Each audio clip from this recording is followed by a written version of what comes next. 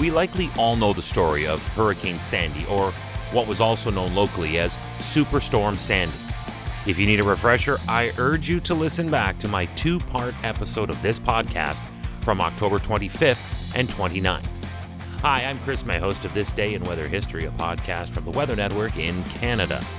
So although Hurricane Sandy is one of the worst storms to ever hit New Jersey, the Ash Wednesday storm of 1962 is actually known as the worst storm to hit New Jersey. This day in weather history. 50 years before Sandy's devastation, the great Atlantic coastal storm from March 5th to 9th of 1962 battered the mid-Atlantic coast of the United States. This storm was particularly bad because it did not move for 3 days. So yes, Sandy affected more people given the much larger population density of 2012 versus 1962. And yes, it did claim the lives of 37 people and damaged close to 350,000 houses and assorted buildings, but Sandy moved in and moved on, with the storm surge acting almost as a tsunami, doing the real damage. Ash Wednesday storm of 1962 moved in and parked itself over the affected coast, unleashing a non-stop torrent of rain accompanied by strong wind, resulting in punishing surf and land erosion.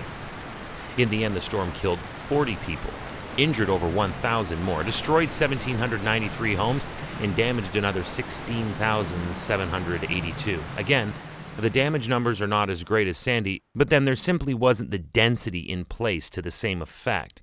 It did, however, kill and injure more people, as I noted. Remember that This Day in Weather History can be enjoyed a number of ways. Right now, you're listening to the full version of today's story on your favorite podcast provider, but there is also the daily podcast video short.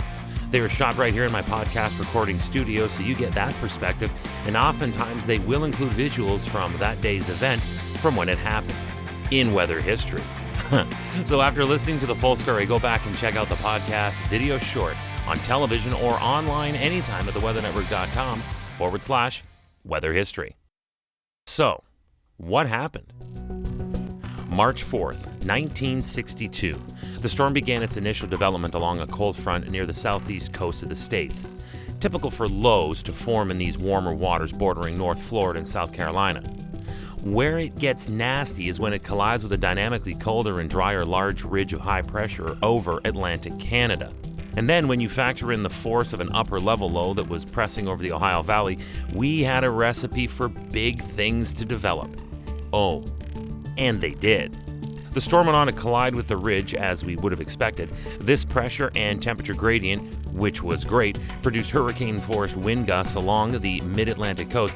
Now, we must consider the direction that these fierce winds were coming from. They were racing over an unobstructed 970-kilometer-long fetch that leveled a steady flow of winds from the Atlantic Ocean, producing over 9-meter-high waves. The storm affected some Mideast and inland states, but the Mid-Atlantic states and New England got by far the worst of it. In Norfolk, Virginia, 2.5-meter tides flooded thousands of cars and damaged thousands of houses. New York also received high waves and tides up to 6.1 meters, which washed away about 100 houses and flooded coastal roads. In New Jersey, more specifically along the Jersey Shore, wind gusts reached 117 kilometers per hour. High waves changed the state's coastline. 5 areas in Long Beach Island were totally flooded. Around 4,000 homes were either destroyed and another 40,000 were severely damaged. Along with that, and like in the Sandy storm, Atlantic City flooded, and about 2,000 stranded residents needed to be evacuated by army trucks and helicopters. The state suffered huge damage in property and lives. Then President John F. Kennedy declared several areas as disaster areas, and in the end, there were 14 fatalities and 12 who went missing, assumed swept out to sea. This day in weather history. Tomorrow is March 7th, but starting today, actually back in 2008, and continuing relentlessly until the 10th, was what has come to be known as the Great North American Blizzard of 2008.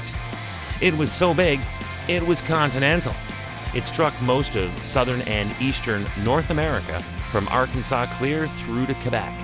And it's all tomorrow on This Day in Weather History with me, your host, Chris May.